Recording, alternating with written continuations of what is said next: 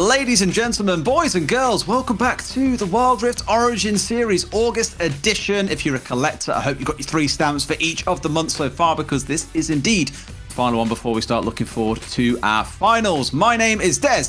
I'm joined by the great betrayer Riku herself, because it turns out her real name's Ricky and it's absolutely killed me all day long. Riku, how you doing? I had to push you out for it at some point. Oh, well, yes, I'm doing great today. Yes, Riku, I know it's too late to turn back now. You know, I'm Riku now. But yeah, excited for today. Just as you mentioned, you know, tomorrow we've got 2 grand finals, but today we also get another amazing finals for sure. It's coming from Group C. Absolutely, that will be the first series of the day. But we'll talk a little bit more about what to come as the day progresses after we've got a small bit of content for you on what all of our players think of the current patch. Every patch brings out something new. It depends on how actively you're searching for something new, because I'm pretty sure that every patch there are 2-3 champions that can be used quite efficiently in a competitive setting, but nobody tries. I think when it came to the July finals, the patch coming out in the middle of the final event was definitely pretty scary for us. We were definitely concerned because there's meant to be a really big patch. There was all these item changes and it ended up being pretty massive. The meta completely shifted into a crit ADC meta. So yeah, we had to just panic, making Google Docs, trying to figure out, okay, what's the best dual lane matchups. The main problem was to change every build. If you think the jungle is totally different now. But other than this, I don't think we had a lot of problem. If you study an item for a little bit of time and you practice and you see the difference, then you can change and you can choose the best. I think patches in general are actually pretty good for us. We have a really creatively minded team. We're definitely not afraid to play any weird picks or different picks, and I think it just gives us this really big edge as a team when a new patch does come out. So in general, I would say patches are great and are refreshing the game. In my opinion, it's also a skill if you adapt to it quickly. If you know what's good, know what's bad really quickly, and then you obviously have an advantage. Biggest question is, will any of the teams want to prioritize this if they're willing to give up just the Rift Herald exchange because of the 2.4 patches? It is now live and early. So throughout the history, best teams in the world have had kind of a unique way of playing. They have had a unique playstyle. They didn't really follow the meta, and no one could figure them out. Every patch is a new challenge. Sometimes patches are smaller, sometimes patches are bigger. Whenever there's a patch, I'm excited. Some real big brain statements there. Sometimes patches are smaller, sometimes they're bigger. By nature of it, some will be smaller than others. You're absolutely right. But some thoughts there coming out from the players, and they are absolutely right there in saying that, Riku, as well. The Charge played especially making a massive transformation on how crit is played throughout the game, especially in the marksman position, right? Yeah, there is so many adjustments. I feel, I believe last month we've seen Corki go through 3 different builds, but I feel like in the month of August, the builds have started to stabilize a little bit more. A tiny little bit. We do have some highlights, of course, from yesterday. There were plenty of good games that played out. So far this week, have been incredibly surprised by Supermassive from Group B, making it all the way through towards the finals. After what started as an amazing game for them on day 1. But yesterday, the hotshot sniper in the Ashe doing absolute work. Furax having a field day here against the Orianna. Yeah, I feel like Ashe has been a primary pick just to enable all these 1-3-1s you've seen, like the Xin Zhao, and then you got the Riven in the side lanes doing some magic, and the Seraphine as well, finding its place in the meta, not only, just to be there to assist with the Olaf, but also just to try and propel like an AD carry such as Furax, or propel any sort of the 1-3-1 split pushers. Absolutely. I mean, as across the groups as well, which results would you say have surprised you the most so far? For me, it's probably Group C and seeing Sunlight go out so early. But in a spot as well where we've got GK currently fighting in from that upper bracket, doing really well for themselves so far as well, which is what's leading us into that final today. Yeah, sure. I feel like, aside from Group C as well, it's going to be Group B. When we look back at day number 1, it was, super massive being able to get that upset against Unicorns of Love. So it has been the trend of upsets so far across the groups. Absolutely. This one playing out here as well. We had a couple of Kha'Zixes creeping in. We saw Seraphine starting to make her way back in at points. I know everyone's going to be hating on No Team, No Talent for playing Sona and Seraphine and making it look so damn obnoxious, because I'm sure that could inspire a few teams. But have there been any big picks so far throughout the Origin series in August that you've seen that maybe you didn't expect coming into it? I think it's the rise of the Diana once more. I feel like Diana has fallen from grace already because the early to mid game has been a huge struggle, and you have to play around build around the Diana rather with a Wukong or maybe even a Galio. But so far, while it has been 50-50, it still could work and has made a return to the current meta. Pantheon Jungle's a big one too. Let's not forget about that. So many teams. And in fact, that last one you just saw on screen a second ago, another great example of it. Teams really putting into work in the early to mid game to get themselves snowballing ahead. So really keen to see if he stays as a thing today. However, we have some brackets to take a look at so you guys can see what has been going on over the last couple of days. We'll start in Group C here, Riku. As mentioned, a huge surprise, Sunlight falling down to the lower bracket and eventually going out down there as well.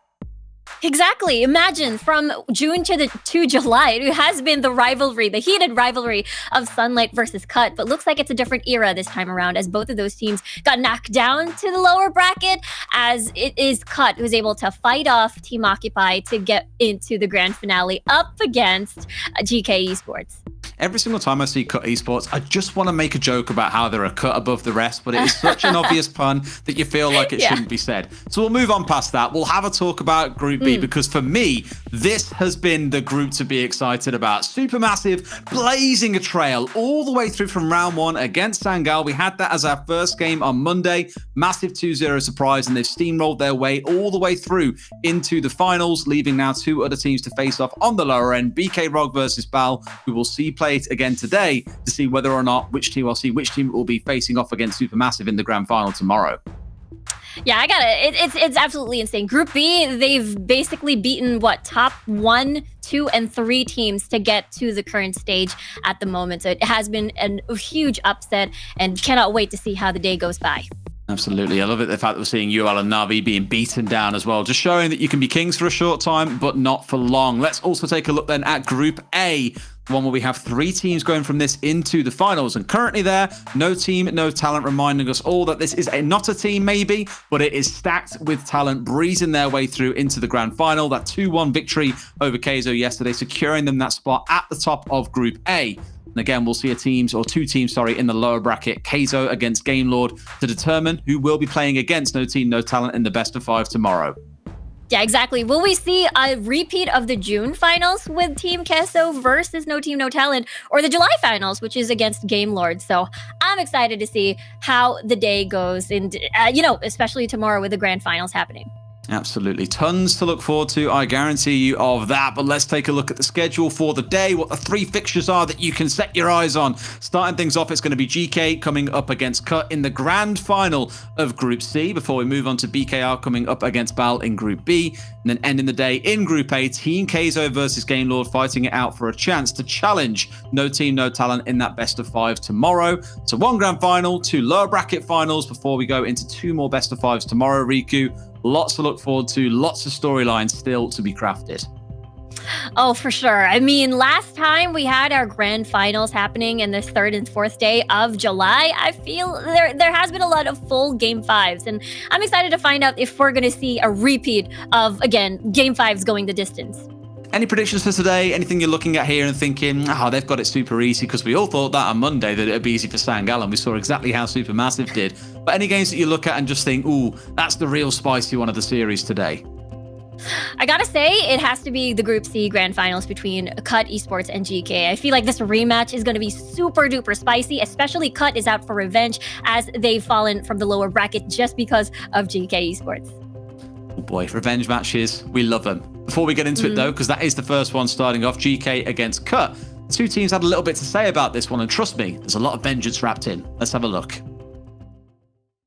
So hello, my name is Sultanos. I'm the jungler for GK Esports. I'm excited. I can't believe we've reached to the grand finals actually. The layering of CC from GK was just too much. Knockups, double kill, made up a triple kill. You have DH was in mindful being popped by then 6. My name is in real life is Bassam, and in the game it's Cut Timus. I'm the support role main of Cut Esports. it's a good feeling actually to reach the grand finals again. This is a humongous gold lead from Cut Esports right now and full control over this game number 2. Now we have the points like as a first place, so we are going for September. That's really surprising for us, but we are looking forward to take the competition out. GK, I really respecting you, but it's time actually to take a revenge from you. I believe Cut Esports is a really good team. Every time they come up with a new strategy, I believe in order for us to win, we gotta keep our mental game strong. We will be able, because we've been practicing for a long time now. I believe we are the best team in this region. Let's get this competition. Let's take our revenge. Let's make this fun, actually. GK for the win. August will, I think, forever be remembered here, Riku, as the month of the Challenger. Supermassive Blaze in Group B that we spoke about. Here in Group C, it has been GK Esports, and they had a lot of fighting words to say right there, that this is our region. However, Cut side, maybe you could argue, got a little bit lethargic in the last couple of months, and now they're back ready to wage war. Exactly. I mean, GK had an uphill battle starting from June. And imagine, they started 4th place in June and then on to 3rd. And this is very close. They could grab and nab that number 1 spot this August. There the rosters up on your screen. Furax, the one that always jumps out for his Ashe play yesterday. Pretty scary Engage comp coming out that surprised a good few teams. I'm sure I've been watching those games very, very closely and have a lot to say about it, because in their mind, again, they are going to be the representative at the finals for Group C. So they've got a thing or two to prove in this game that they are indeed the best. Otherwise, that question will loom over them forever. Should it not have been GK that were at the finals, and Cut need to prove that today. Yeah, exactly. So I'm curious to see if they're going to be surprise picks here and there that they've hidden throughout the whole entire August. And again, this is the grand finals. This is the final game for them. And yeah, I'm just excited to see how the draft is going to go. You said a word there after the word surprise. What was it, Riku? Can you remember? Draft? You said picks, but it was pretty close. Pick. We'll take draft. It's time for our pick and ban, so let's get into it. So, different words, same sort of meaning either way you want to look at it. Let's see then what comes through in this series. Will we see the Ashe banned away against GK? I think that is the expectation. Yeah, with GK, again, this is between these two teams, it's like a clash of concepts. Cut, or rather, GK loves their pick compositions. They love their Ashe, they love their Seraphine as well, and the 1-3-1. Cut, on the other hand, is a little bit on the opposite side of the spectrum. They like their 5v5s. They like their wombo combos. So now, Cut, giving massive respect to the Ashe and the Xin Zhao pick as well, that they keep constantly falling through in their games. I mean, in the last time they played, GK played Xin Zhao all 3 maps and Riven as well. It wasn't maybe as scary as the Ashe and the Xin Zhao, but it was still one of note. But Cut, knowing that they aren't on the blue side here, they ban away the Akali despite playing it themselves twice. Probably afraid that GK would take that away. You spoke about this pick already here, Riku. It's coming out for them. The Seraphine is the first one for GK.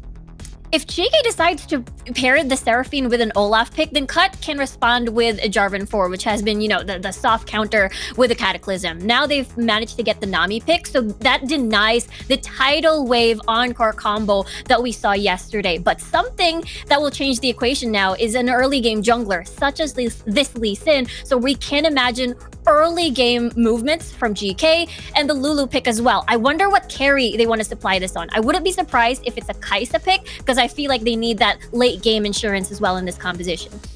Cut bringing out the Diana they picked up yesterday in their game against Team Occupy for game number 1. Won it out quite comfortably with that in the mid lane, paired up with the Olaf. So they do have this pretty good Engage comp currently built around, but I'm looking already at the protection on the side of GK as well as the 2 supports. You've also got that Zyra ult coming out. The double carry setup, I think, really smart now that they know they're playing into this combination of, well, we've got heavy support, 2 AD carries never going to be a bad one, but the Wukong on the other side to round things out. That's a lot of Engage on the side of Cut here I'm worried about. Yeah, that's exactly it. They've got the Diana pick with the Cyclone on towards the Moonfall. So this is, again, just as you mentioned, the Wombo combo. And they've got the Nami Tidal Wave as well, in case the Ragnarok would get activated by the Olaf pick, and then the rest of the team will just get boosted with the movement speed. And I feel like, that is the formula that Cut Esports is aiming for. It could be the magic one. Let's see how these drafts face up, though. It is time for game number 1. So let's get on to the Rift and see how this one breaks down. Diana being one close to my heart in terms of picks. I'm really keen to see what Boss can do in this game on that pick. Yeah, GK now, this is a little bit they're deviating from their comfort, the comfort composition that they used to beat Cut Esports. I'm now curious to see how this double AD composition is going to go. I mean, I see it though. Furax still has that self-peel, but if things get a little bit too dicey, there's Tamola with that wild growth as well. And again, this is going to be a top Graves as well. So with this matchup, this melee to range matchup, Risk isn't exactly going to have a good time in the early game. No, I don't feel there's too much to worry about. Yes, the bullying's going to come through, but it only takes one bit of catch to come through. And speaking of, Boss the one getting a little bit aggressive here, I think, and paying for it with a lot of poke coming out on the other side. With Q being missed out by Xenon, but between the two of them, the Lulu and the Seraphine, well, you can still get bullied by supports, my friends, even in the early game. In fact, especially in the early game. I'll change that statement too. Exactly. You're pretty squishy at this moment. Not a lot of things that you could do. Boss, I believe, just wanted to plant early vision just to keep track of Sultanas here on this Lee Sin. Again, they're expecting big level 3 movements, especially in the mid lane. Boss, as a Diana versus a Seraphine, that isn't exactly a kill lane. But if you add Sultanos on the Lee Sin into the equation, then they must be worry for ganks. I think a bit of poke coming in as well from the side of Cut in the bot lane here onto Furax. But of course, maybe as potent as it would be if you were playing on League PC here, the heals need to really come in from pots or from the jungler, but that Honey Fruit put him basically back up towards full HP here, not too much to worry about. As on either side of the map, you can see the junglers taking down those early crabs, granting that early vision.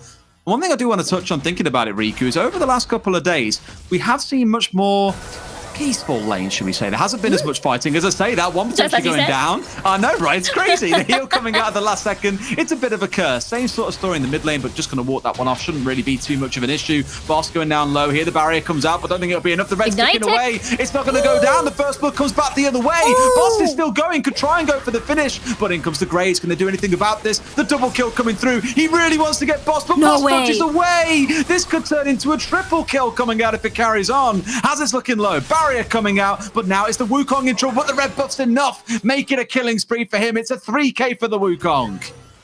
Boss escaped death thrice in that attempt on GK's life. And it was what? Sultanas, Xenon's, and Hazet's attempt. And they all failed because of Boss's maneuvering. All of his sidesteps really worked well to dodge all of the skill shots. And what a clutch coming from Boss. Basically baited out the rest of GK and, Cut, earning 3 kills early game. I know if that was in one of my ranked games, I'd probably have 2 members going AFK by now, because that is a real tilter. They spoke in the little pre-game segment about their need to make sure that they're composed. They need it here, because look at that. Composing to go for an absolute slamming. They do get the kill onto the Seraphine, but Boss will finally run out of his cat's 9 lives, find himself going down to Sultanas. Sure, it's one coming back, but it's a 1-for-1. Not the best in the world. Yeah, that is just, them wanting to get that revenge and equalize the lane, perhaps. But look at this. This is Boss using the flash. He's so low, activates the shield, just dives in. But unfortunately, the Q, rather, coming from Xenon, unfortunately does not hit. Hazet even consumes a flash for this. And still, Boss survives out of all this chaos. And, they had to pay for it with their lives as Hazet falls, the third person to fall from GK. It's honestly absolutely crazy. I was speaking about the earlier kind of I just want to say passiveness, the lack of aggression you might see because of objectives, but look at that. They're just going all in saying, you know what, this is easy. We'll dive you, we'll flash on you. We know that it's down because of what he did to the Diana.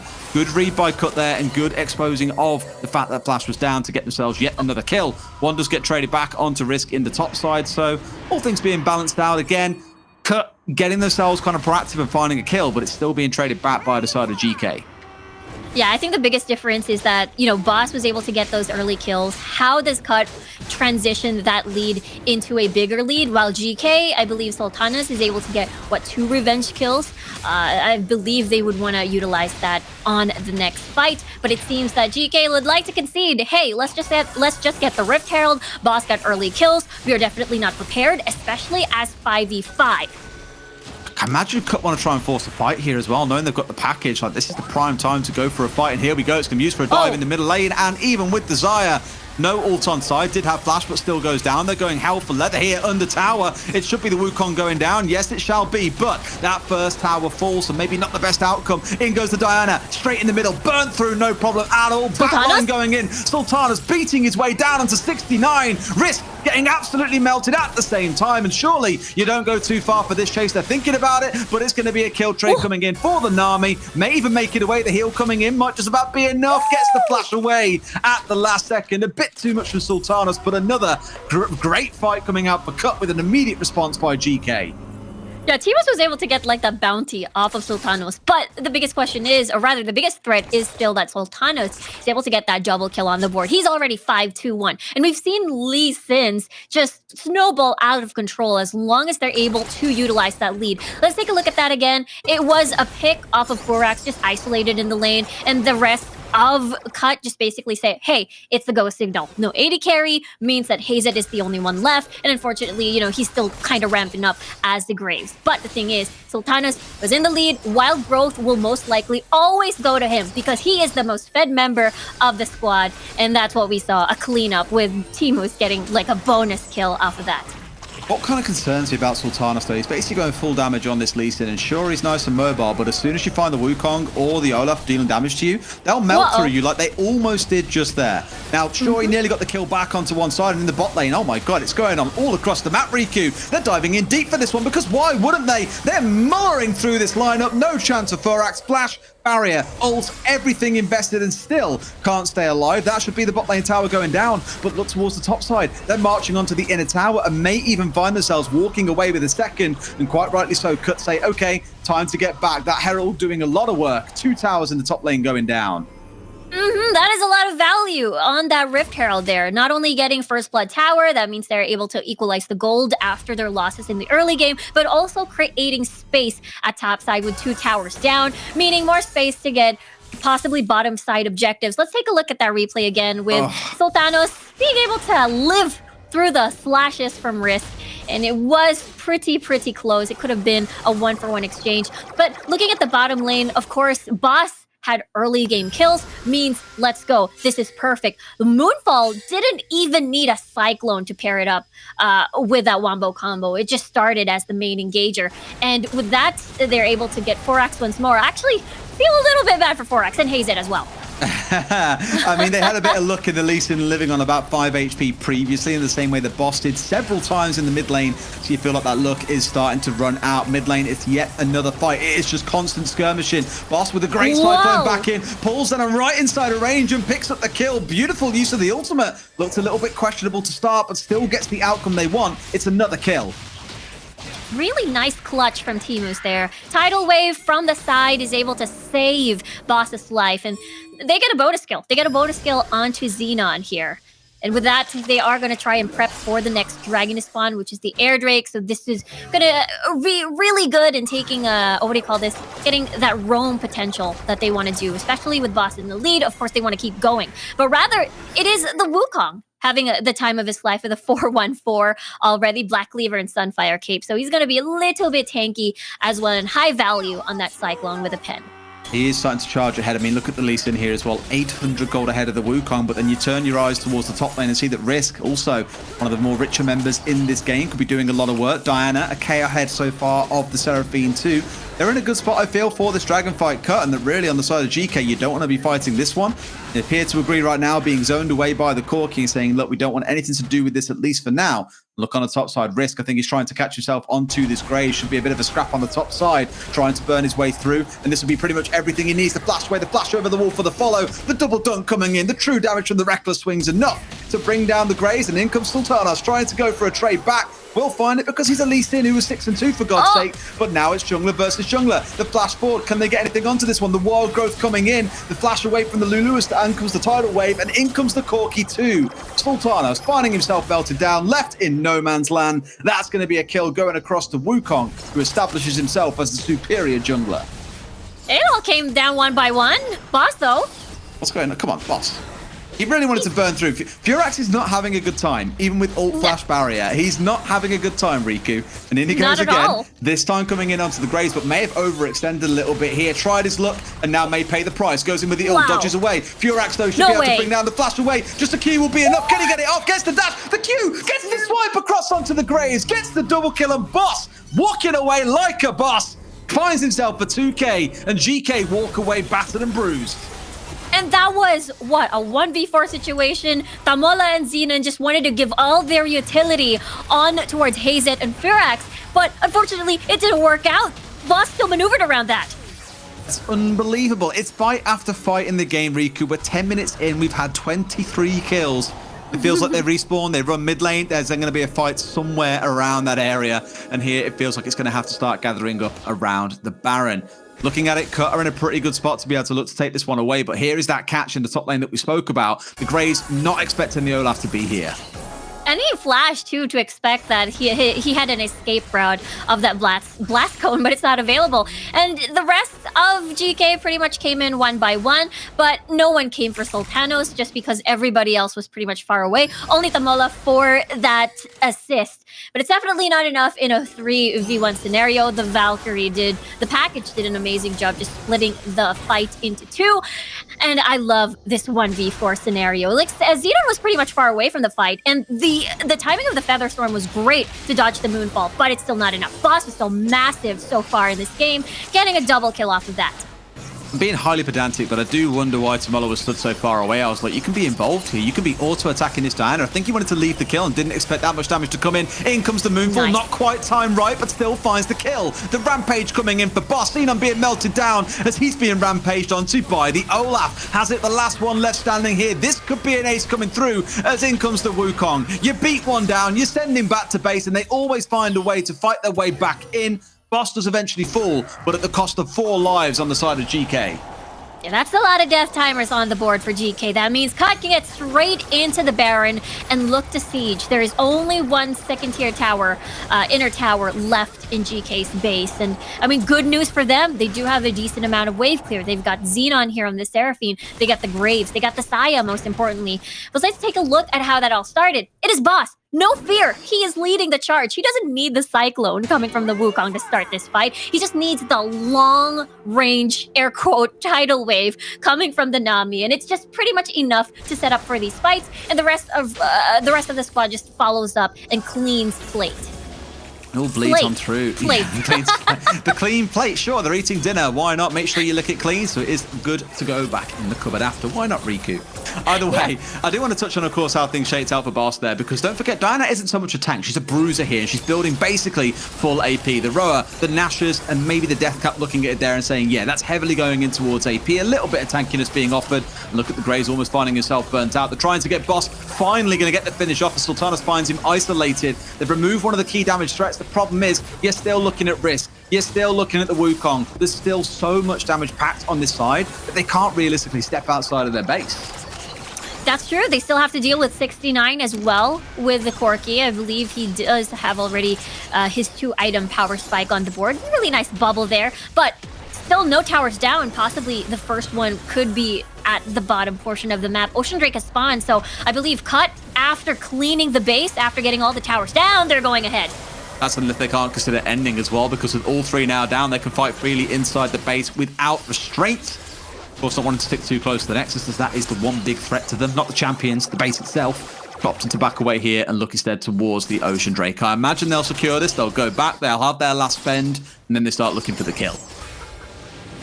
It is going to be the Ocean Drake that Cut Esports are going to pursue right now, and GK has no choice, but to defend their base. And what are their options right now? Try to get a pick, because Cut is just way ahead. Again, their 5v5 is really incredibly strong, and what, 614, 542 already. So the jungle of GK, definitely not safe. It is the jungle of Cut now.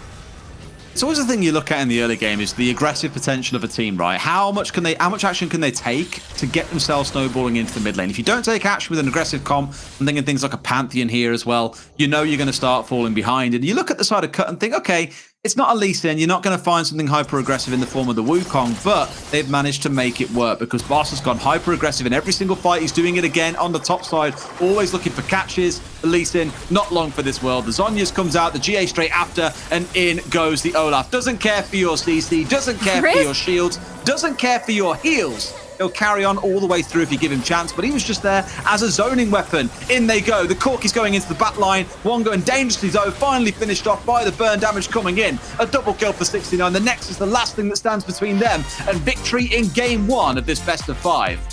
Yeah, what a dominating victory coming from Cut Esports there. They were able to take control of the early game, get early kills, especially, again, that attempted gank coming from GK. They basically just turned it all around, unable to kill Boss, and now Boss basically roamed the jungle of GK and killed everyone.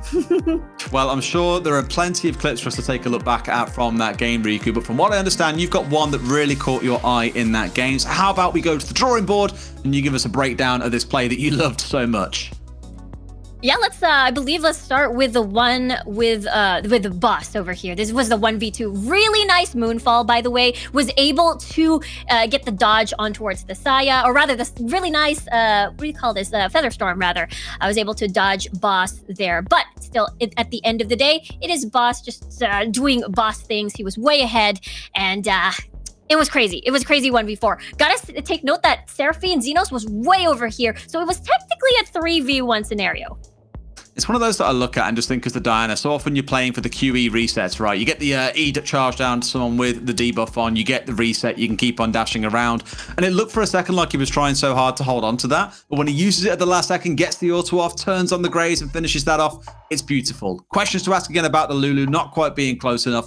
But those moments is kind of if I stay too close, I might die myself. I might steal the kill. No one really wants to be that guy. However, game 2, I hear, is pretty much ready for us. So shall we get into it, Riku? I think it's time.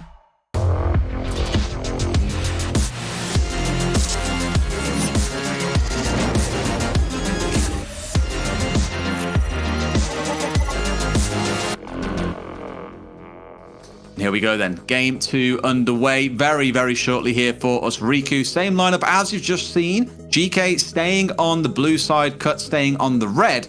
I wonder if we see any ban changes coming through or a change in tactics coming out of either side. We spoke about that early aggression not really being there for the entire team of Cut, but they made it work even with that roster, and the Lee Sin, unfortunately, even at 8-2, could not do enough to keep his team alive in the mid game. I feel like the bans coming from Cut will still be the same. It feels like they found the weak point of GK. Ban the Ashe, ban the Xin Zhao, ban the Akali. Just let them just get stuck in the ban phase, basically. That's the dream here. But again, we've seen the Ashe and what it could do yesterday. I'd be very surprised if Cut suddenly choose to let that through. Indeed, they don't. First ban taken away. In fact, no, there is a side change, sorry. So Cut are on the blue side here. So maybe 1 or 2 changes in where Cut want to get hold of the Akali, but GK therefore should be the ones to ban it away. Exactly, but this is the Corki now, being the second ban. That means they want the Akali first pick, perhaps? You're right, it is GK's pressure now to ban the Akali, because Risk had an amazing performance on the Akali last time when they first faced each other in day 1, and it was, it was one of the first losses that GK had suffered against Cut. We'll see, though, if Cut will take the bait, because if they pick the Akali first pick, that means GK can pick a Galio, can pick a Braum, and these are strong counters to an Akali.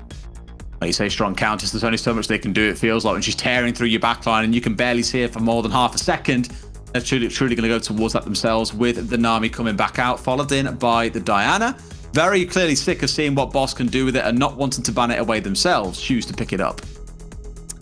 Yeah, Cut, look at that. They decided to take away the Olaf. Olaf, Tidal Wave, Nami, it's a really strong combo. Cut can actually pick up a Seraphine here if they want to do so. I think it's one of the best pairs with an Olaf because you propel with it. You get the shields, the heal, and make sure that the Olaf just stays alive. And you don't have to worry too much about Saya because of that self-peel. Wukong, of course, will be the best supplement for that Diana. We've seen that combo work in Cut Esports' composition from earlier, but this is different. A Zed, I definitely did not expect. Yeah, I mean, GK is stealing away. Let's not forget as well the Diana Wukong there, so it's opting to deny that away. The Zed, I think, was played by Cut yesterday in their game, so I'm not super surprised to see it coming in here. And a similar story with the Riven. So some repeat picks coming out, admittedly mixed between the teams, but I like how that kind of strength of the previous roster, the Diana Wukong, has now moved over to the side of GK. The big question is, can they execute it anywhere near as well? That's the biggest question. It's like they were taking different picks from each other and just sort of playing the deny game throughout the draft. So I'm excited to see this Diana Wukong work for GK and for Cut, this Zed pick as well. We'll see if the 1-3-1 will work out for their comp as well. Maybe speaking a bit preemptively, you want to see it work out. Don't know if it will work out yet, but I know how we can find out, Riku, because Game 2 is ready. Let's get onto the Rift then and see how it shakes down. Some bans being followed through as if compared in the previous game, but again, this switcheroo in compositions. We'll see just how much damage that Zed can do against someone like Furax playing on the Kai'Sa. Yeah, Furax will be that late game late game insurance rather for the whole squad. It works basically. This whole GK squad works like a 5v5 already, but they can operate as a 4-1 with Hazet doing again the split push later on, especially when he manages to get in the lane. He has a lot of utility as well at the later game with the stuns on the board, and as well as Xenon with Sultanas with the Cyclone and the Moonfall setting up for Furax again in the 20-minute mark onwards. For Cut Esports, though, this is a classic 1-3-1 with Risk and Boss just doing the split pushing in the side lanes, and with 69 and Teemos being incredibly balanced with both engage and disengage as well. So I'm curious to see how that turns out. I really want to see a scrap in this mid lane early as well. Whoa, look at the aggression on the top side. Risk being bullied out by Hazit on the Riven. As you come to expect, at least in the early game, the trade potential of the Riven a bit stronger than what you'd see coming out of, say, the Akali. But again, going in for this one. Knows that Risk is lurking off towards the side here. Hits the second or third knock-up as well. Beautiful stuff. Risk down low and without a plant on side. Has got to play this one a little more carefully. Yeah, level 1 is definitely tough. Level 3 will be tougher for Risk over here. You do have a little bit of poke, safety for that wave clear, but Hazet will have the complete combo and can easily stun you. Good news is that Hazet not carrying Ignite. Oh, Furax, not like this. Not like this. Not Ignite again. came through, but has the flash if he needed it as well. Opted not to, but it's Teemos flashing away. Sultanas is down here doing work, whether it's Lee Sin or Wukong. Knows how to get himself involved and will pick up first blood for GK. Nicely done coming from GK over there. Is able to save Furax's life as well, only being able to consume a barrier, being able to keep that flash in. Tamola having to consume this heal. But at the end of the day, they still get first blood. And of course, that is something that they do want. We'll see, though, where they transition that lead. As, again, for Cut, they're looking into this mid to late game for sure. And we'll see if either Risk gets ahead, because he's having a hard time in this Riven matchup. Very hard time, yeah. I mean, you see what Hazard's been doing is just bullying him every single time he steps into the lane. I kind of see it as how Diana ends up playing in most range matchups, right? It's the first 5 levels, you're expecting to get beaten on a fair bit, but over time, you'll find yourself getting more comfortable. You get your item on, you hit your level 5. Here, a replay coming in as well, worth mentioning, of Furax walking away on a slither of HP. Teemos really convinced that he could get the kill, but absolutely not the case, and sure enough, grants first blood over to GK. Yeah, gotta love that level 3 spike coming from 69 and Teemos. It's basically the go signal for them to keep initiating onto Furax, but they didn't have much vision provided as Sultanas was able to get that gank over. We'll see, though, maybe if 1v1 over here, as Xenon doesn't have too much mana, but in the bot lane. Yeah, one of those you're looking at and thinking maybe there's something to come out. Absolutely not so far, but for 69, just wants to be a bit cautious here, I think. The ult is down, the heal is gone, has the flash on side still if needed, but knowing you're only against a Nami, probably not the kind of thing you want to be investing at this point, I guess. I mean, this bot lane on the side of GK, not yet even level 5. Yeah, there's not going to be that shield provided for the Kai'Sa. Let's take a look at that again. It's actually Tamola having to get that bubble in for that engage. And the fact that, you know, the Olaf was actually lingering nearby, he's not even needed. It's just, there's a lot of feathers, there's that root. Uh-oh. I mean, it's the Zed doing Zed things as well. Oh, the bubble might be absolutely massive, and the ult interrupt as well. Still hits the Shuriken, but Furax is there, picks up a trade back on the other side. Great play coming out of the Nami. Sure, not living alive at the end, but came pretty damn close. Now Risk in the top side. Great, perfect execute to get away on the backside, but Sultanas, he was feeling a dive then for a second. Risk needs to watch himself, because I guarantee you, a dive could be on the agenda. Yeah, Sultanas actually circling around here, so this is possible. Risk still has flash, though. They're going all the way in for this one as well. The ult comes out, surely. Yes, it does. But Risk, a great flash away. Enough to keep himself alive and forces flash. I believe Ada has it on the top side. So, good outcome overall. More for the side of Risk than anyone else. So, for Cut, small benefit in the top lane. Yeah, they're able to get a lot out of that, being able to burn out 2 flashes from Hazed and Sultanos. This will not be available in the upcoming fight. Let's see if GK, or rather Cut, will decide to fight for this one. Yeah, really want to get a fight on this one now. Dragon has found itself going down, so all the attention turns up towards this top side. And sure enough, Teemos going in, charging into the front line. Boss following in. Can they bring down Xenon off the backside of it? Because they're taking away the Herald. No kills coming in their way, but securing that neutral objective, massive for Cut. Yeah, they're able to basically take advantage of, oh, hold that thought. I mean, hello? Furax? Furax? Not really the spot that you want to be in here. I mean, sure enough, it should be Teemos trying to chase this one down. Surely you can't get the finish off here. Ignite had already been consumed, did have the flash, but I think without vision of what's going on in the blue jungle, you don't want to go too deep. That'd probably be Xenon on the top side burning away. I think, no! Down to a slither of HP. It could have been a kill going the way of Cut, but they'll take the top tower. Herald marches on forward. They won't be complaining about that, but look at Xenon. Slither of HP. You can't even see his HP bar anymore, Riku. It's incredibly low. He was able to at least be able to live, and again, high value off that Rift Herald. That's 2 charges at least towards the inner tower, and Cut will definitely be happy about that one. Furax was a little bit too close there earlier as he Killer Instinct aggressively. Teemos arrived just in time, but now looks like it is just still Teemos and 69 very comfortable in this lane, making Sultanos actually check in from time to time and see if they can relieve pressure for Furax and Tamola.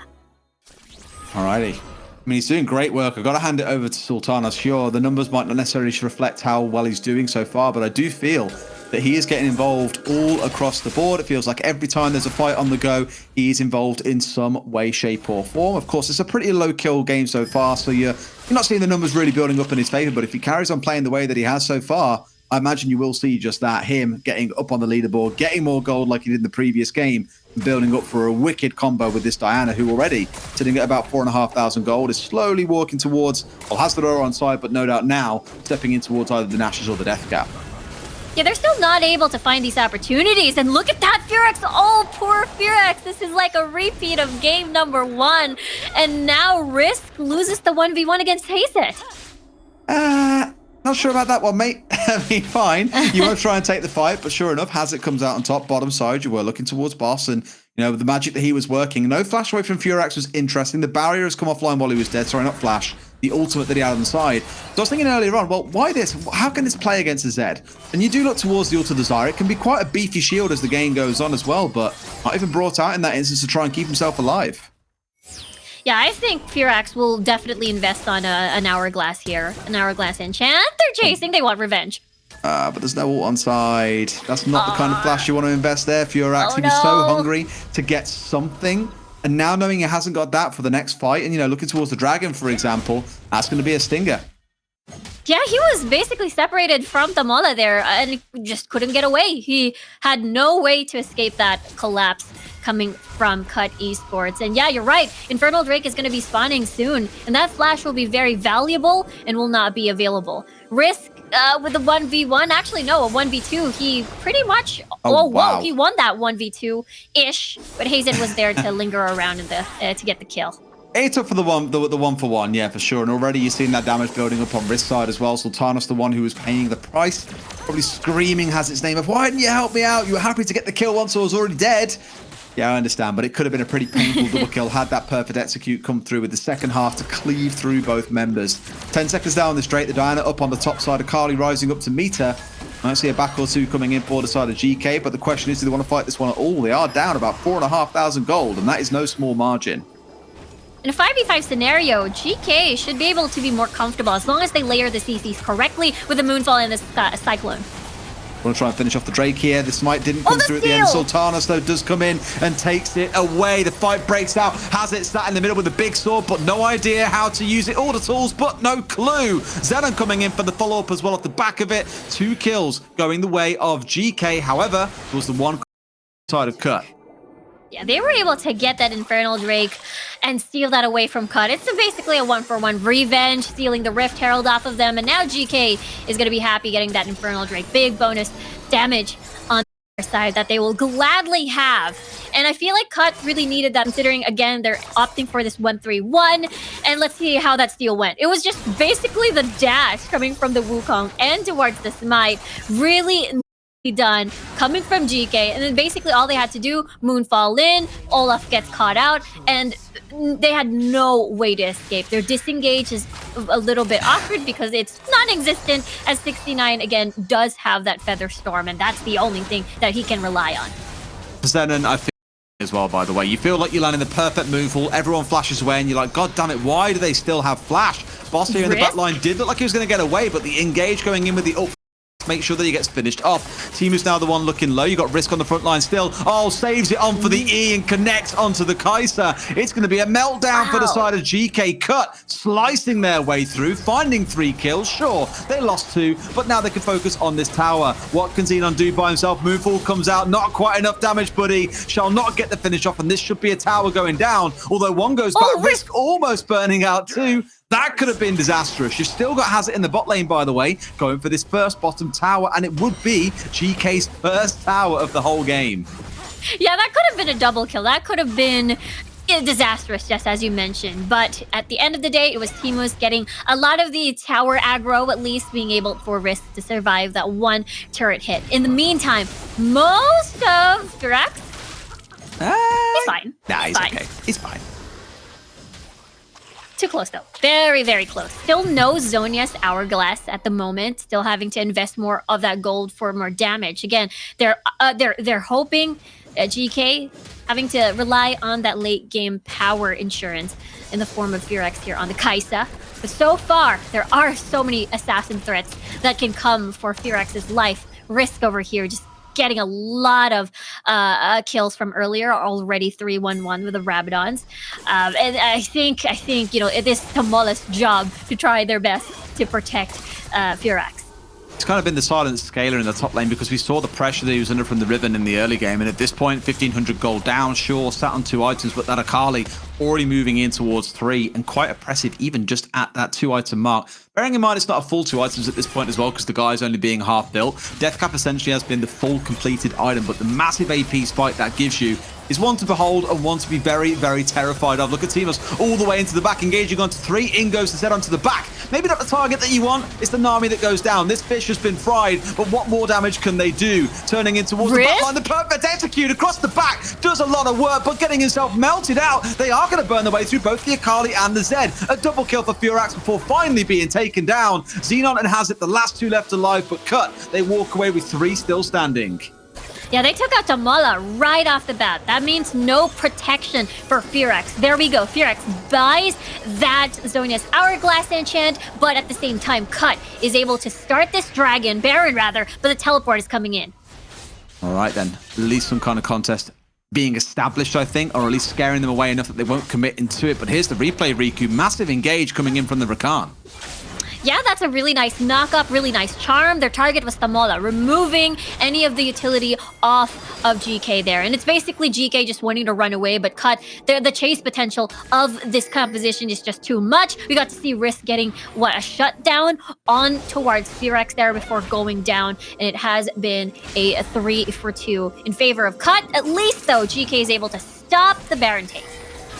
Alrighty, look at this, so the pressure coming in. GK trying to find what they can. Here's this Drake's down to about 2.5k HP. Steal attempt may try and come through, but not at all going to be a thing. It's Sultanos, the one trying to burn his way through, and into the back line goes the Zed. Again, focusing on the Nami. This guy must really, really like sushi, I think, Riku, as the rest of the team tear their way through. 2 kills apiece, but it's going to be GK the ones walking away as the winner. Risk down to basically no HP, no cooldowns to keep himself alive, and the Zed has fled to the mid lane, looking to burn his way down through a tower. The mid 2 still standing, which might find themselves getting melted down. Firax, he's looking for the inhibitor tower.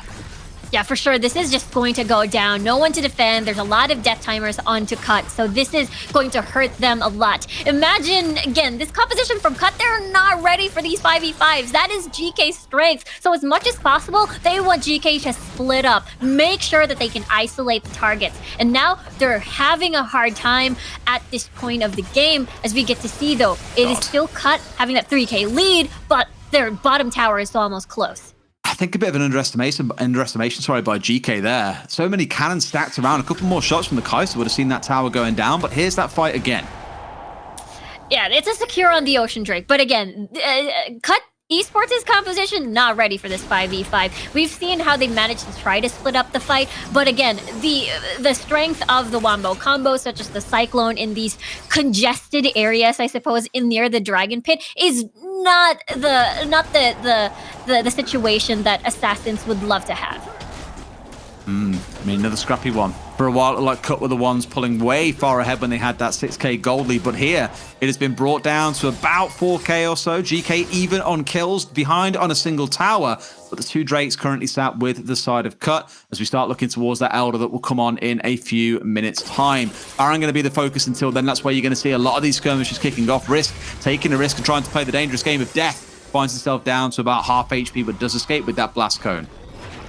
He's using himself as, what, a 2-in-1, a human ward and a human hotspot for GK to sort of scatter, as we see the 1-3-1 already on the board here, as looks like T-Buzzy's going to be fine. He has that mobility, I suppose, to escape any of the scary bubbles that the Mole is going to dish out. But here, though, it's Rabadon's already in the hands of Xenon, so his move balls are going to hurt a lot more.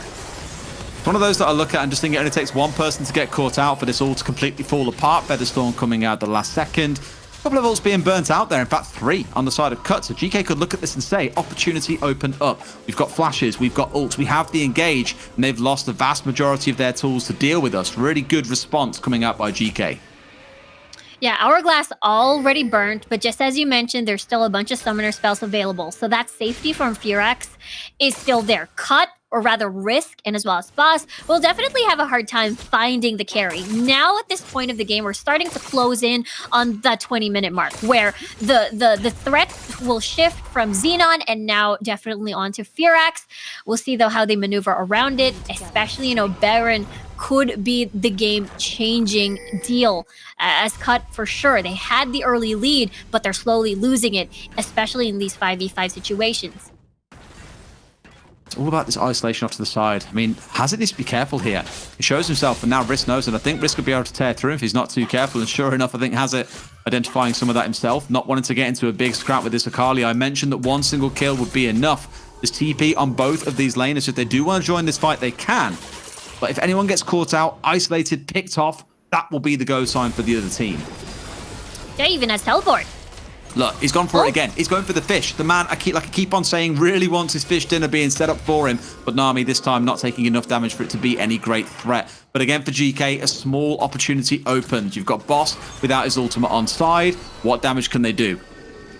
Yeah, the cooldown of Boss's ult is incredibly short. So they're trying to... It's 3/4 done already. Exactly. Another fight? Yep, getting traded on by Xenon. Admittedly, the Ignite came out too. A great ult coming out from the Wukong, mind you. Traded back in the other side. In goes the Olaf and tears his way through. They really hate this Nami, it feels like, Riku, but they're tearing in through the middle of these fights. Low HP bars everywhere on the side of GK. I think they've done enough. It's the Akali late game, boys. We've arrived there. He's level 14, a triple kill to come through, and the ace for the side of Cut. They could try and push on for the end here. The pings signify as much. There is 30 seconds before the Nami returns to the field. This should be game end.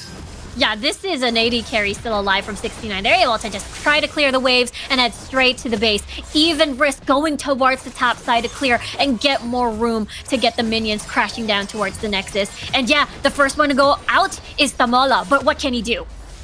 Nothing. Seemingly nothing. I mean, with how much he's been focused this game, it has not been a pleasant time for him on the Rift, that is for sure. But at the 18-minute mark, it's going to be Cut finally besting GK in what was a good response from GK, but not enough to get the win. Cut is so close to getting that revenge against GK. Again, it was a 2-1 between these two teams at day number 1 of the Origin series for August. And now we get to see this, you know, this start for Cut. They're looking to take back the championship title. Yeah, again, we didn't want them going in towards the championship with the idea in their mind of, well, GK were better than us in the last day, and they're showing here that they mean business, that they are the team to be representing Group C when it comes round to that championship. Let's get these highlights up as well, because it was a game that was bloodthirsty from start to finish, it felt, Riku. We said early on, these games sometimes start quite peaceful until the first straight comes online. These teams completely disagreed. Yeah, there's a lot of level 3 spikes here, especially with Teemos in 69's lane. Akaisa is incredibly very unprotected, I suppose, especially without the level 5. So this was basically the go signal, basically where the action went. And unfortunately, at the first, 10 minutes of the game, Firax was almost always isolated. And if there's a mid lane Zed, usually it's so easy to roam to the side lanes. It's easy to set up these dives because you have Teemos there with the knockups and the setups. It's one of those that looks so scrappy again throughout. It really took a while for Risk to come online. The early game being bullied out by the Riven. Xenon seeing the similar sort of playstyle coming out from what we saw from Boss, admittedly a little drawn back on the aggression. We spoke about the damage that was done in the previous game by Boss. Didn't quite have the same effect coming out of GK because they were behind for the vast majority of the game. But again, Sultanos, another fantastic performance. He is the superstar of this team, it feels like, on the jungler so far. But they need something else from the rest of the team if they're going to be able to fight their way back in. Yeah, it was a really nice steal on that Infernal Drake. He was completely focused, but these Cyclone setups were magnificent at, the 13-minute mark. He's able to get that double kill.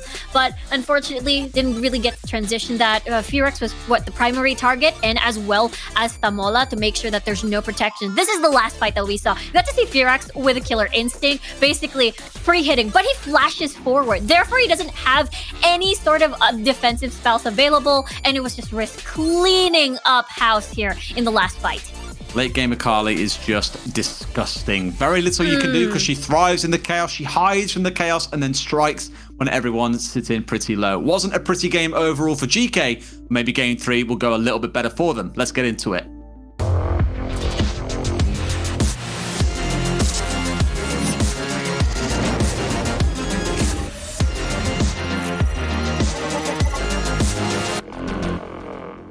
Lots to work on in this game, I feel, Riku. We keep on talking about the damage being done by Sultanos in the jungle position, but as it stands, it just has not been enough.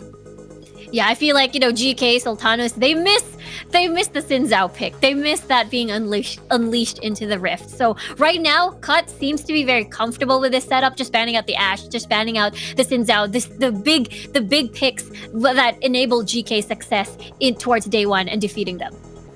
Absolutely. Well, I hear that game 3 is pretty much ready for us to get into, so we'll take a look at those pick and bans in just a moment. It's one of those, again, that we may well see that Ashe and Xin Zhao ban coming through pretty much straight away. From the side of Cut, it's been the go-to thing. Question for me is they now ban away that Akali, given they're now on the red side once again. Yeah, I feel like Cut will not allow the Akali to push through unless GK. We'll see though if what the focus is going to be. I bet Gragas will still be taken out of the equation. For Cut, I won't see any changes here. It's going to be the Ashe. It's going to be the Xin Zhao. Every single pick that worked out in again that was successful for GK. Curious to see if GK is going to opt for an Olaf composition this time, because in the draft in the first game they picked the Olaf really late. Never mind, as they banned it themselves. Understandably right. I mean, Risk had a field day with it back in game 1. We saw the effects of it in the previous game as well. And indeed, there is that Akali that we were so worried about. So mostly unchanging bans again, most sticking to what they've seen been abused in the past by either side. Galio going to be the first lock-in coming out for GK.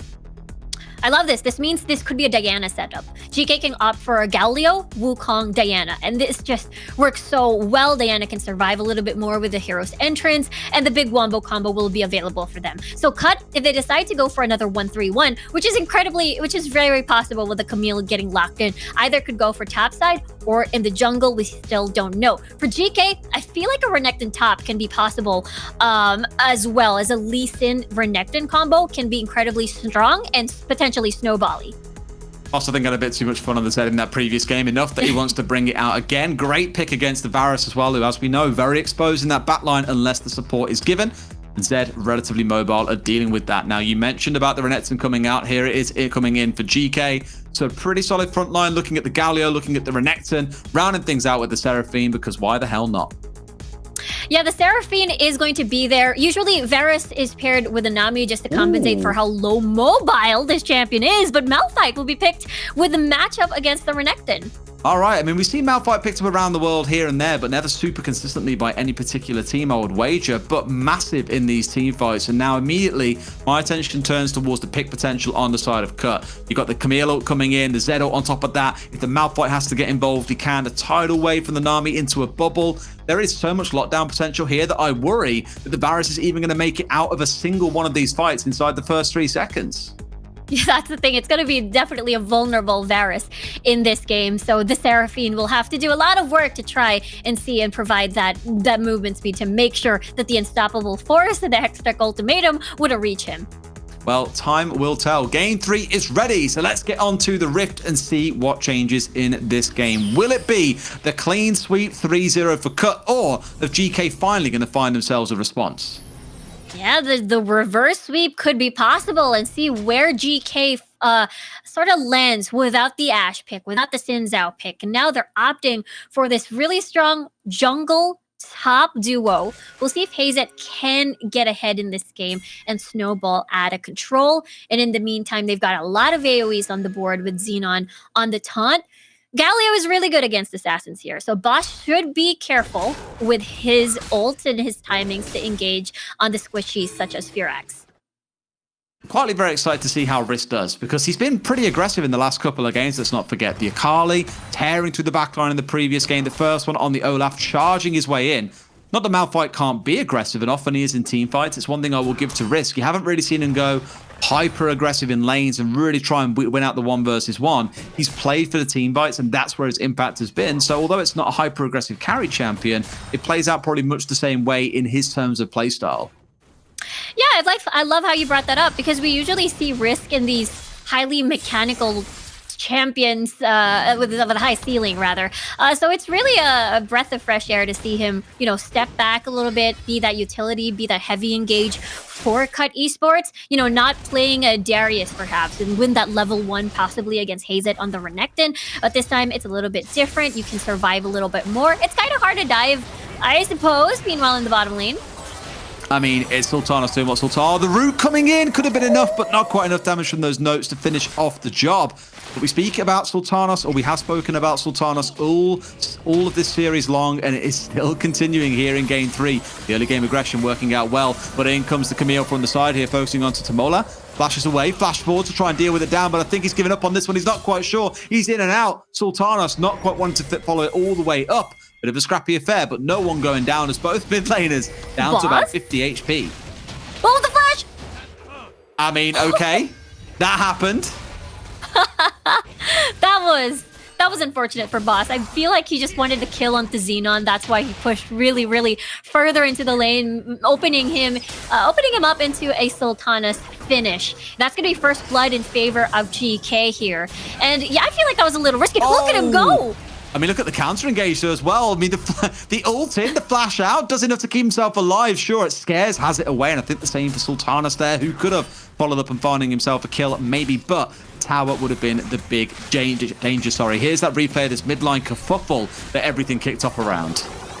This is a little risky for Cut, because remember, 69 already pretty much consumed all his summoner spells, so he's going to be extremely vulnerable. And yeah, Boss, a little bit on the greedy side of things, wanted that kill onto Xenon. I mean, having a first kill, solo kill, especially against the Galio, would be huge as a Zed. But unfortunately, Sultanas getting that kill means Sultanas can transition that into the side lanes, especially top side. You want to get Hazet ahead, and possibly mid lane will be the next one again. I mean, nice dodge away, but guess where you've landed yourself? Oh, it's brought you back to me. Boss finds himself shortly going down here. Tries to get for the trade in. The Camille doing enough here. Support coming in from the Galio. Gets the knock up as well. Surely the Camille can do something. No, she cannot. GK, a great start to this game. Now 2K in the lead.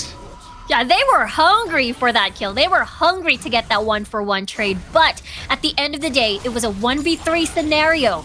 And it was the layering of CC that Cut Esports are definitely not prepared for. And now it's a very awkward start. Yes, 0-2-0 and 0-1-0 for the jungler and the mid lane. And GK having a field day, especially Sultanas getting the early lead. We're looking into non-stop ganks here, especially if the laning phase is going to be a little bit slow. Now Dragon's going to be spawning soon. Mountain Drake versus Rift Herald. GK can get a kill at the bottom lane, then get the Dragon, get that reset, possibly go for the Rift Herald to take 2 objectives. feel like a broken record player at this point, but it carries on the same way. We were always talking about Sultanas as well. He's the one getting involved in all of these lane ganks, picking up kills, creating pressure around the map. I imagine on the side of Cut, you're sitting there thinking, I really don't want to get involved with this guy. He's just an absolute nightmare. And looking here in this fight, the big pressure is going to come from Risk and coming from the Corki. They've got that isolation power. The ult's not yet back online for the Zed Camille, mind you, but the engage goes in. Can they find anything off the back of it? Great ult coming across straight away through the whole team. Not quite enough. Package through the middle. Cut 69 to the side as well. Has it. Dangerously low. Will find himself going down. The ults are back online and they are being rolled out. Camille comes online as well. Finish off the dunk onto the Varus. A double kill coming in. Sultanas back in. A flash away from the Camille. Will keep himself alive. But considering they were fighting from behind, that is a huge team fight win for Cut. And that is going to be equalized, basically. There's just still 4 people alive. Boss and Risk and 69 pretty much low. 69 doesn't have mana as well, so that means Cut can't pursue this dragon, and they have to get that reset. Let's take a look at that again. It was a fight that Cut was ready to take. After the on-card kicking in, Hazet decided to flash in, but he was pretty much trapped and was funneled by the rest of Cut Esports there. And it was basically cleanup duty. Really nice bubble coming from the Nami over there. And I mean, Sultanas wanted to get more kills possibly, but the passive was pretty clutch from the Camille. And now it could be take 2 on this fight. It could have been a big difference as well as Sultanas' ultimate had come out a little bit early there. He saved it right until the dying moments to use on the Malphite, who was just up in his face and being a nuisance rather than posing a massive threat to say his team's carries. But another ult could break out here as well. One going down, the ultimate coming in from the Galio on top. But the man he was protecting was about to get burnt out. He's done great. Torn onto 3. The ult coming back in from Risk to try and go for interruption, but it's simply not enough. The close down will come in from GK. They'll find barely anything back in response. 3-1 against Cut. Beautiful setup coming from Xenon there. That was a massive 4-man taunt that enabled GK to layer CC. You get the chain of corruptions down as well. Therefore, Cut really has no choice but to wait till everything expires and basically you're dead. And yeah, that is pretty much welcomed. Cut, though, is able to get the first dragon of the game and as well as the first blood tower as Camille was busy split pushing at the bottom portion of the map. That was GK walking away with that first tower blood. You are right in that case. And now they turn their attention off towards the Rift Herald. And we can use that, of course, in other lanes to try and pile it on. But the pressure being applied by Cut. Ult comes across, lands onto 2. This could be the follow-up they need here, trying to go in. Risk just managing to dodge away. But look at the damage they're being peppered with. They're on the run here. Riku, they might be able to get some damage in. Boss comes in as well. More ults being stacked across. The tidal wave running ever so slightly wide. And they do keep themselves alive. They do walk away. But my God, was it close. It's too close. Look at 69, though. Oh, my God. He's gone back in again. Surely not. Surely they can't get the cleanup here. So Cut 69. He's gone down 2. 2 kills coming in against Cut. 2 for the side of GK. And now 1 trying to come back in. The response has it on his own here. Can they try and make anything happen? It's the Camille looking to do a little bit of damage, but doesn't want to stick around for too long. Lest the CC chain comes in. It's going to be enough. Surely they'll clean him up as well. Walks away. The flash ball coming in from Sultanas, who's now dominating the game. Gets the shutdown. The final kill coming in. Cut biting off more than they can chew. Sultanas is godlike right now. He is massive in this game. And Cut, it felt like an awkward retreat, going the dangerous route to the mid lane. And I want to see that again. It all started over here. They managed to get a pick. Tamala was incredibly low. And look at this, 69 going the dangerous way onto the mid lane. Therefore, he's easily going to get sandwiched by Xenos with a taunt. And this enabled a reset of the fight that GK is gladly, they gladly took. And this is, again, the Camille wanting to get an exchange kill, of course, because Sultanas is pretty low. They want that bounty on Sultanas for sure. But they kept pushing. It was a 1v3 scenario. Hextech Ultimatum will not save you there. And now Sultanas is godlike. A little bit of an overinvestment is probably the best way to describe it, I think, coming in. It's unfortunate, but for Cut, slowly finding themselves making more and more mistakes. However, look at the mistakes now being made, because Boss, he's doing what Boss does best. Gets into the back line, tries to do some damage, even gets away. Surely he doesn't walk away alive from this one, but that's exactly what's going to happen. Gets out with the kill, dodges the Seraphine ultimate. That's a great kill coming out from Boss onto Furax. Yeah, this is their composition. They've managed just finding picks here and there. It seems like a swap of concepts over here, as Hazet might get 1v2'd, but he's going to run away. He's going to be safe for now. But Cut can keep doing this. Just finding Firax. Actually, this is the third game already where Cut just funnels onto Firax and finding him in the map, just trying to bother him in the side lanes as well. And it has worked so far in game number 1 and game number 2. Now we'll see slowly, especially at the 15-minute mark, the 1-3-1s arrive. You know, Camille will split push as well alongside with Boss. Now, 28 seconds on the clock for the next Ocean Drake to spawn, and we'll see, because GK, they're comfortable in these 5v5s, but Cut, they can get a pick, make it a 4v5, and then engage onto the Dragon. It's just aggression fueled from start to finish between these two teams. All 3 games have gone that way, and this one isn't slowing down. We come back from a replay of a fight where 5 people died, and you've got Boss going deep in the back line trying to make some kills happen. It's unbelievable, whereas this time round, the kills will happen around an objective. Second Drake is on the field. It is this Ocean, and already being started by Cut. Yeah, GK has the Rift Herald, so if they want to apply pressure while going to the Dragon, they can send it towards the mid lane, like what's happening right now. Sultana's getting a little bit aggressive there with a safeguard. We'll have to see. It's down. No value, sadly. And now they're trying to force that. Oh, the Seraphine ult hits the back of the Renekton and spreads through the rest of the team, but doesn't quite connect onto the ones they want. Massive knockup coming in as well. I think from the Galio connecting onto 4. Whoa. This is a meltdown coming in. GK collecting the kills that they want, and now it's 1 on the run. Surely can't get away from the Lee Sin here. Still walking his way away down to a slither of HP, and sure enough, finished off by Sultanos. GK are fighting their way back in, but what makes me slightly nervous is they are only 3.5k in the lead. Yeah, everything just went to Sultanos. So basically, if Cut eliminates the Lee Sin, then they can be in a comfortable fight. He's pretty much low, but he's going to be fine. They're able to secure that Baron for themselves, and they can start sieging and open up the map. Let's take a look at that again. It is the Rift Herald being the bait for that engage for GK over there. And look at that. Everyone is pretty much low. The Unstoppable Force didn't find too much value over there. And the 69 using the Valkyrie aggressively, using the package aggressively for the rest of Cut for the retreat didn't go well. And look, already there's another fight underway. Rift looking for a big ultimate as well. Has got it on side and ready to go for the engage. But of course, it's all about the straight resets.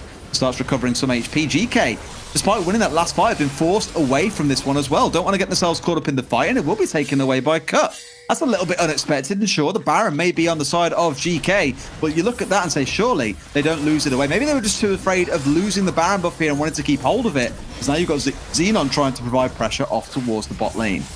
Yeah, that's true. They just want to utilize and maximize this Baron buff. It would be a waste if they did the Dragon Dance and wasted all the Baron buff just doing Unstoppable Force. Big engage coming through, same in the mid lane as well. They're going back in onto the Renekton here as well. Can the Croc stop? Oh, no, he cannot. Carrying on his way forward. Cut comes in. Now, what else can they do? 69 almost found 1, but now he's being focused by Sultanos in the back line. They do get the burn through, and Hazard walks away with a slither of HP to his name. Xenon goes down, so it's 1 for 1. You really feel like Cut should have come off that one worse. Yeah, GK, I believe Firax missed his chain of corruptions there, so Cut was pretty confident in entering and engaging in that fight. But at the end of the day, they didn't get a kill onto GK over there, or rather, they didn't get a kill on towards Hazet, who's able to survive. We'll see, though, as the Baron is going to slowly expire, but GK is able to get value off of that, as that's 2 inner towers down already for the count. Alrighty. See how things progress forward from here, because you know GK are in the driving seat. Sure, the Baron has expired, but they use it to grow their gold lead up to just shy of 8,000 gold. They are slowly starting to walk their way through, and this was bearing in mind as well a 1-3-1 split push. And look at the engage on the bottom. We did see this one play out on our screens, and really for Xenon, it was getting a little bit cheeky. It's holding around in a 1 versus 2, and you've got barely anything left to actually fight with. And sure enough, the good trade plays out. Malphite securing the kill. It was, I would say a little bit awkward, I suppose, because Xenon was definitely needed for the team. If you want to get a 1-3-1 setup, it's supposed to be Sultanos on the side and Hazet on the side as well. So, you know, he is definitely needed with the rest of the squad to come in. But I understand it, though, because there's the hero's entrance to easily fly to people and join your squad. And now for Cut, there's still hope. There's still 69 coming in with the Solari Charge Blade, looking still on the 3rd item, perhaps, maybe an Infinity Edge to help more with the massive crits. And for now, it's still a lot of space to work with for GK. Still feel nervous when I see that it's 13,000 gold, nearly 13.5 sat on the Lee Sin here. Is this the one that you really want to see currently sat in a position with all that gold, all the itemization, knowing that the later this game gets in, the more he falls off. And sure, has an impact with the kick, but would you rather have, say, the Camille with the isolation power, the Malphite with the ultimate, or, in this case, a Lee Sin? Makes me a little bit nervous. We'll see, though, as a collapse potentially coming into the mid lane. The Zed slightly overextended possibly here, but they're going all the way in. Not quite the ult they were looking for. Sultanas has to flash away. This has been a bit of a messy engage coming out of the boys. In comes the counter engage with the ult. Sorry, the ult coming in out of the Nami.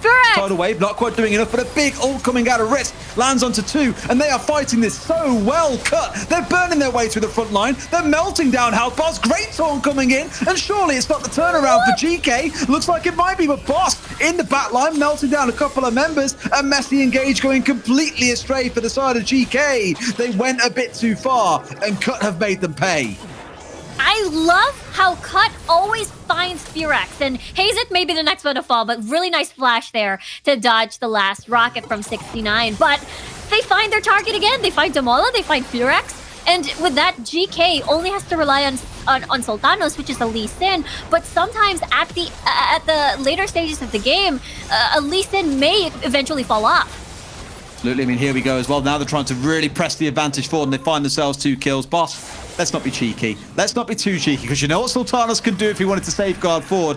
Makes himself out alive as well. And Boss, I'm telling you, he'll pay for it at some point. And like I said, why would you hang around? Loses his life, and when it looked like Cut might be fighting their way back in, gets a little bit cocky and pays the price. Damage. Even trying the same coming out of the Camille, but she will make it away only just. Cut now once again on the back foot because of a massive blunder coming out of Boss. Yeah, that's 30 seconds of death timers. That means Cut loses their chance in contesting the dragon. Exactly. So GK will happily take this and even create more space to focus more on top side, apply vision. Let's take a look at that again. It was a very, very messy fight. We get to see Firax being focused on by the Camille, and now he's incredibly low. That means, Risk can just take action and use the unstoppable force with no fear at all. And basically no AD carry means no consistent damage. Hazet, after the Dominus would expire, means he's going to be incredibly squishy. That means GK must run away. Cut is very happy to get that pick off of Firax in that skirmish, in that team fight rather. And now look, it's Cut starting to position themselves aggressively. That 6k gold lead has shrunk down slightly from the 8k we had prior, but the tankiness of this Malphite into the later game, no huge AP threats coming in from the side of GK is going to mean that he is an absolute monster as this game continues to step its way forward. They've got the run-of-the-mill of things. They're the ones starting to march their way around the map. As you get towards that 16, 17-minute mark, full builds will start coming online in the next few minutes already. In fact, for Sultanos, he is basically there moving in towards building out that last item. That over-engaging the previous fight, though, did set them back a little bit, but then was countered by Boss being a bit of a fool hanging around the mid lane for too long. Yeah, I'm sure Boss wouldn't want that to happen again, especially once the Infernal Drake has spawned, especially that the Baron has already been there. Looking at the items, GK does have the double Zhonya's. They want to engage heavily on this one. Oh, the taunt coming in as well. Catches on to the Sushi. It's the Nami potentially going down here in the back line. In fact, no, they turned it around at the last second. They found 2 back for themselves. No way. No way. A Cut decimating and turning this game back around in their favor. But that's how it looks to be. They get the burn down. It's 1 versus 1 in the backside for the junglers. But that's the guy you want to leave alone. It's Sultanos off by himself whilst the rest of his team get decimated. He is the last man standing.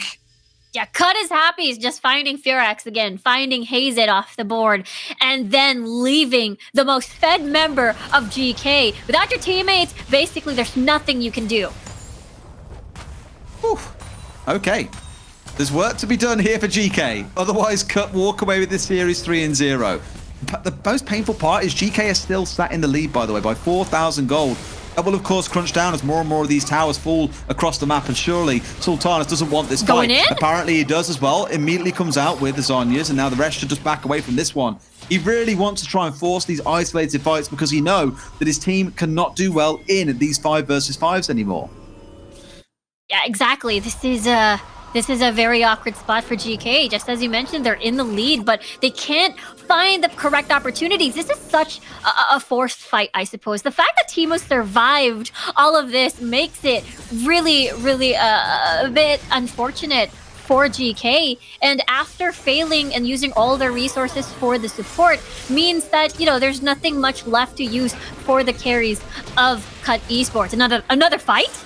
I mean, Risk is just immediately out of there. But at the point you made a second ago is right for GK. They had this lead and they were so desperate to make sure they pressed it and used the pressure from the advantage they had. They've over-engaged in 2 fights and given Cut a way back in. They're down 2k gold. Now GK are the ones looking to try and start onto the Baron because, of course, Teleport. Camille's on the bottom side of the map. But she's TPing in. Great Bubble. knock-up. Ult comes across, hits no one. The steal away the Baron! That's what you wanted to see. And surely the meltdown comes through now. GK at least starting to fight their way back, but they are being crushed. That Corki's hit late game. They have melted their way through. GK have thrown what was once an 8,000 gold lead for Cut to fight their way back in and take the 3-0. And now Cut getting that Baron, stealing that Baron, and now taking the series 3-0. What a series that we are just witnessing. We just witnessed, rather. That is a turnaround and a half, but that is why they are topping Group C and they are the team to represent this group at the finals. Unbelievable play coming out of Cut. Some questionable moments, of course, from both sides, but the 3-0, it really did get their revenge, Riku. Yeah, that was such an intense match, especially for Sultanos. He was crazy in that game, but unfortunately, he wasn't able to transition that lead for the rest of the squad. He was basically the only one. He was godlike. But at the same time, as the game went by, there's only so much a Lee Sin can do. I mean, you can look back at a couple of these fights in the early game and just see where GK's strength was really coming from. Even with Risk landing a massive 3-4 man ult, no follow-up for the rest of the team because guess what? They've got a Renekton in their face. They've got Sultanos going crazy in the back line. But even when things look that messy for the side of Cut and GK are the ones with the 3-0 advantage to start things off, it just gets completely turned back on them. I think you always saw that potential for Cut to win a team fight that never really came to light because of Sultanos. But once he starts falling off, once Risk starts going massive in these fights, that's when everything really started to crumble for the side of GK. Yeah, there were a lot of really nice unstoppable force just to stop GK in their tracks. And at the same time, I feel like Camille did an amazing job just finding these targets as well, just trying to remove Furax immediately off the board to provide utility, just as we're looking at the replay right now, just, bombarding the backline and making sure that the formation of GK is pretty much scattered. And this is where Cut will thrive because they have 2 assassins on the board, which is the Camille and as well as Boss on the Zed. It is. It's one of those, again, that I think you'll look back at it and remember GK as being the team that were almost there, but not quite, because there was that potential miracle chance for them to be the team that makes it out of Group C into the championship. Because if Cut had lost in the lower bracket yesterday, if GK had gone on to win the entire thing, they would have been the team at the top of the standing, despite Sunlight and Cut being the ones that were always in the finals in both June and July. But reminded here of who they're coming up against. Sunlight may have fell short. Their day may have ended, but for Cut, they get to proceed on through and wear that banner for Group C after an incredible performance. This last fight being the one that really turned it back in their favor. The damage that came through from the Corki in the late game, just catastrophic. Yeah, that was an incredible steal coming from the Camille as well. So it basically just fell down like dominoes despite having GK getting that early massive lead. And Cut, very patient. They just waited for the mid to late game and just played it out and were rewarded with a 3-0 finish in the Origin Series August. Great delivery coming out from Cut. That is our first grand final of the 3 to come. But those other 2 do have to take place tomorrow because right now we need to step into our lower bracket finals to see who faces off against the grand finalists of No Team, No Talent and Supermassive Blaze who wait for them tomorrow. Let's go to our break. When we come back, that second series from Group B going to be coming your way. See you in a few.